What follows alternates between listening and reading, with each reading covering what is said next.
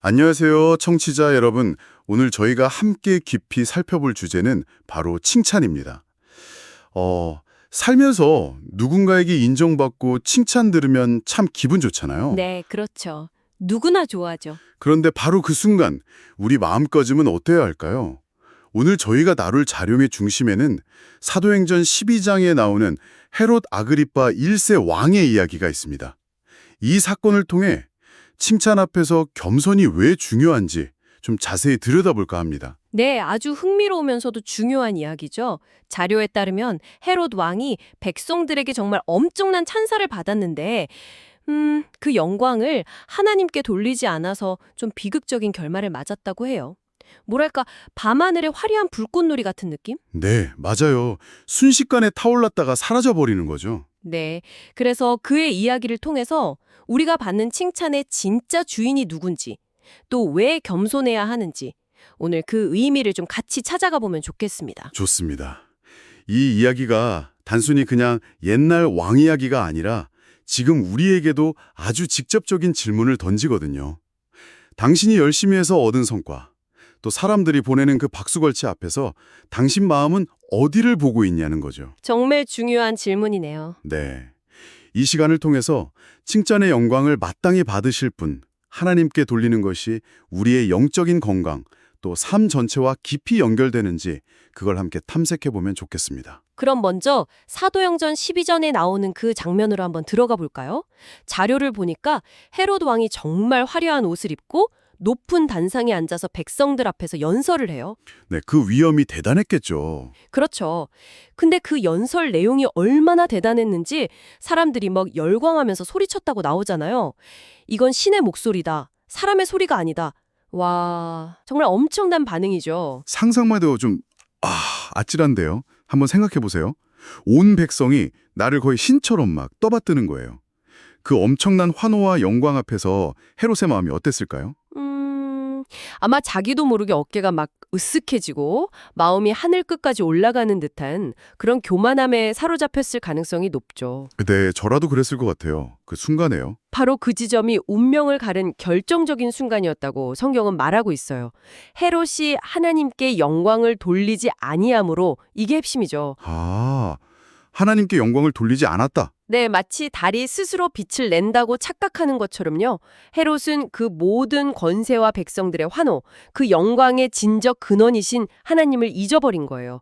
그리고 마치 자기가 그 영광의 주인인 것처럼 행동한 거죠. 그렇군요. 근원을 잊은 거네요. 맞습니다. 모든 좋은 것은 위로부터 온다는 사실을 망각한 거죠. 그 결과는 자료에도 나오지만 정말 끔찍했습니다. 주의 사자가 고치니 벌레에게 먹혀 죽으니라. 네, 읽으면서도 좀 충격적이었어요. 그렇죠. 교만의 끝이 얼마나 허무하고 또 비참할 수 있는지를 아주 강력하게 보여주는 경고 메시지 같아요. 이 자료는 하나님께서 당신의 영광을 다른 존재에게 빼앗기는 것을 원치 않으신다는 점을 분명히 하고 있어요. 이사야서 42장 8절 말씀도 인용되어 있더라고요. 나는 여호와이니 이는 내 이름이라. 나는 내 영광을 다른 자에게 내 찬송을 우상에게 주지 아니하리라. 그렇군요.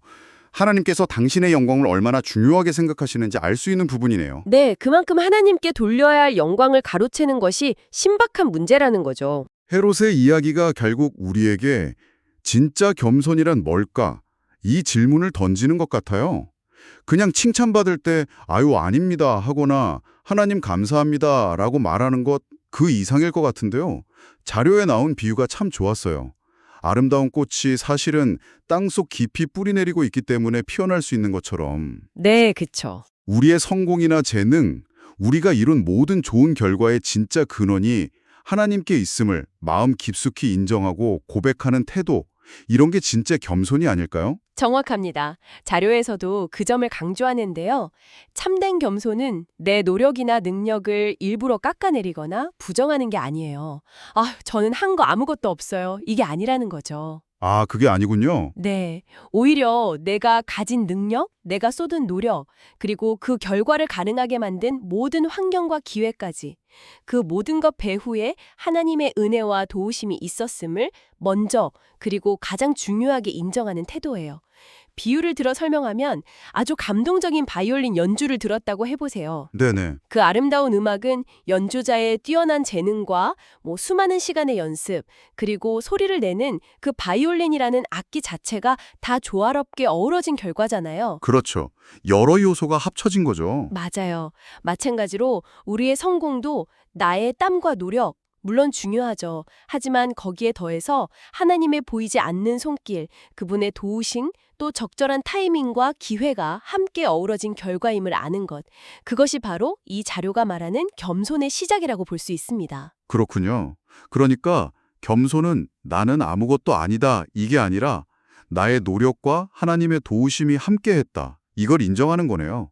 와, 이거 정말 중요한 포인트 같아요. 네. 그럼 반대로 칭찬을 받을 때 이건 다 내 덕이지. 이렇게 생각하는 순간 우리가 헤롯처럼 교만이라는 그 미끄러운 길로 들어설 수 있다는 경고처럼 들리네요. 맞아요. 바로 그거예요. 칭찬을 온전히 자기 것으로 삼으려는 마음이 스멀스멀 올라올 때 우리는 자신도 모르게 헤롯이 걸었던 그 길, 그 교만의 비탈길로 발을 들여놓을 위험이 커지는 거죠. 아찔하네요. 반대로 우리가 누리는 모든 좋은 것, 우리가 이룬 모든 성취의 궁극적인 근원이 하나님이심을 진심으로 인정하고 감사와 영광을 그분께 돌릴 때 비로소 우리는 영적으로 바로 서고 흔들리지 않을 수 있다는 거예요. 넘어지지 않고 굳건히 서는 거죠. 듣다 보니까 이 겸손의 문제가 단순히 개인의 성품이나 태도, 이걸 넘어서는 것 같아요. 좀 더 근본적인 우리 존재의 목적과도 연결된 이야기 같다는 생각이 들어요. 네, 맞습니다. 아주 중요한 통찰이세요. 오늘 저희가 참고한 자료에서 이 문제를 창조, 타락, 구속이라는 세 가지 관점으로 설명하는데 이 부분이 상당히 흥미로웠거든요. 좀 더 자세히 풀어주실 수 있을까요? 네, 아주 중요한 부분입니다. 자료에 따르면 첫째는 창조 단계예요. 우리는 본래 하나님의 형상, 그러니까 그분의 성품을 닮도록 지음받았다는 거죠. 네, 하나님의 형상. 그리고 그렇게 지음받은 가장 중요한 목적은 하나님을 영화롭게 하고 또 그분 안에서 참된 기쁨을 누리는 것이라고 설명해요.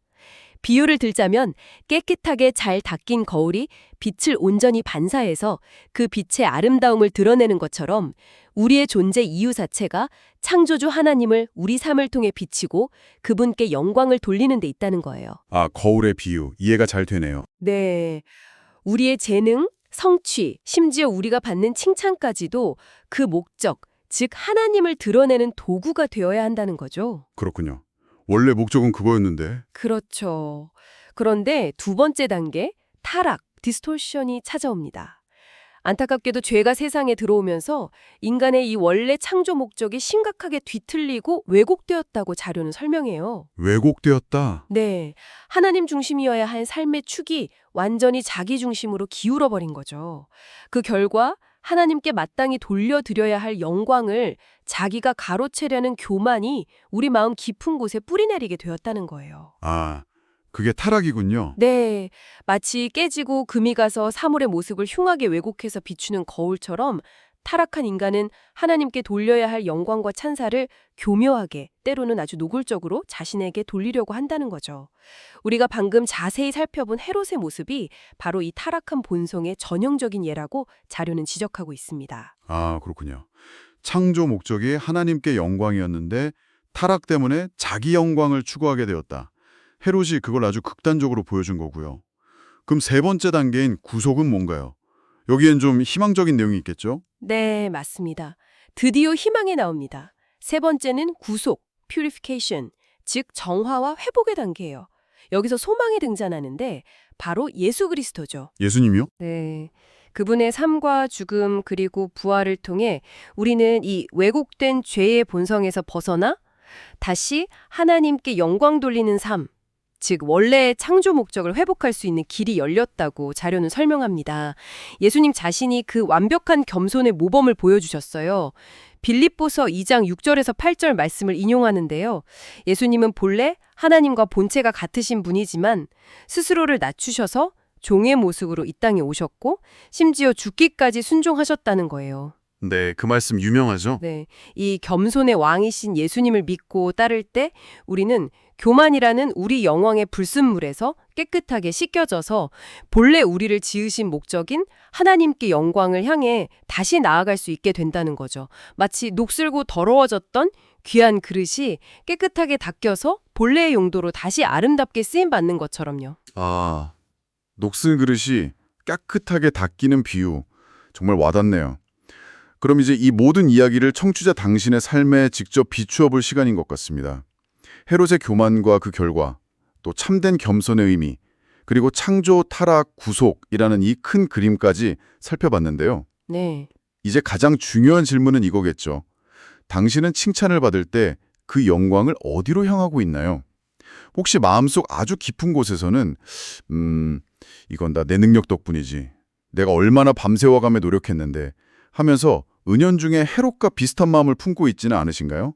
한번 솔직하게 자신을 돌아볼 필요가 있을 것 같아요. 그렇다면 구체적으로 어떻게 하나님께 영광을 돌릴 수 있을까? 이게 좀 막연하게 느껴질 수도 있잖아요. 네, 맞아요.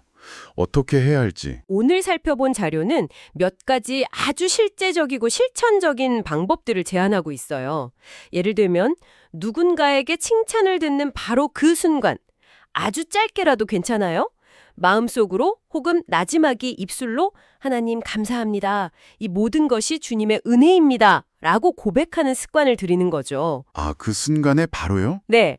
또 다른 방법으로는 만약 여러 사람 앞에서 당신의 성공이나 성취에 대해 이야기할 기회가 있다면 단순히 당신의 노력과 능력만을 막 강조하기보다 그 과정 속에서 하나님의 도우심이나 은혜가 어떻게 결정적으로 작용했는지 그런 구체적인 에피소드를 섞어서 나누는 것도 좋은 방법이라고 제안해요. 이게 바로 살아있는 간증이 될 수 있겠죠. 그냥 감사합니다 하고 넘어가는 게 아니라 칭찬을 받는 그 순간에 의식적으로 감사의 방향을 하나님께로 돌리는 연습. 이게 필요하다는 거군요. 그게 습관이 되면 참 좋겠네요. 네, 맞아요. 결국 가장 중요한 것은 우리의 마음 중심, 즉 태도예요.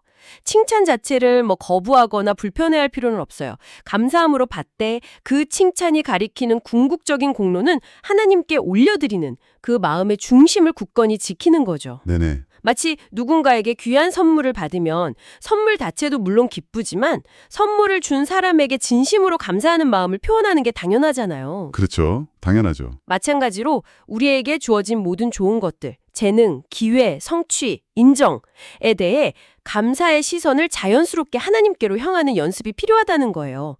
당신의 삶에서 경험하는 칭찬과 성공이 당신 자신을 높이는 교만의 발판이 아니라 오히려 하나님의 선하심과 능력을 더 많은 사람에게 드러내는 아름다운 통로가 되기를 바라는 마음으로 오늘 이 시간 한번 결단해보면 어떨까요? 오늘 헤롯 왕의 이야기를 통해서 칭찬 앞에서 겸손히 하나님께 영광 돌리는 삶이 왜 중요하고 또 얼마나 복된 것인지에 대해 정말 깊이 생각해봤습니다. 칭찬이라는 그 달콤한 열매를 맛볼 때 그 열매를 가능하게 한 뿌리, 그 모든 좋은 것의 근원이 누구신지를 기억하는 지혜, 이게 오늘을 살아가는 우리 모두에게 정말 필요하다는 것을 다시 한번 깨닫게 되네요. 네, 정말 그렇습니다. 교만은 겉보기에는 화려하고 스스로를 대반하게 느끼게 만들지 모르지만 자료의 경고처럼 결국은 우리의 영혼을 서서히 병들게 하는 독버섯과 같아요. 아, 독버섯. 무서운 비유네요. 그렇죠. 하지만 반대로 겸손은 마치 메마르고 갈라진 땅에 조용히 내리는 단비처럼 우리의 좀 퍽퍽하고 지친 영혼을 부드럽게 적시고 하나님과의 관계를 더욱 생명력 넘치고 깊게 만들어준다고 할 수 있겠죠. 단비와 같은 겸손. 네. 오늘 우리가 함께 나눈 이야기가 당신의 마음에 겸손이라는 그 귀한 씨앗을 심는 작은 계기가 되기를 진심으로 바랍니다. 칭찬과 인정 앞에서 헤롯의 길을 따르기보다 우리에게 겸손의 완벽한 본을 보여주신 그리스도의 길을 선택하는 당신이 되기를 응원합니다. 이 성찰의 시간이 당신에게 깊은 울림과 또 긍정적인 도전이 되었기를 바라면서 이제 자료의 마지막 부분인 기도로 오늘 저희의 탐구를 마무리하려고 합니다.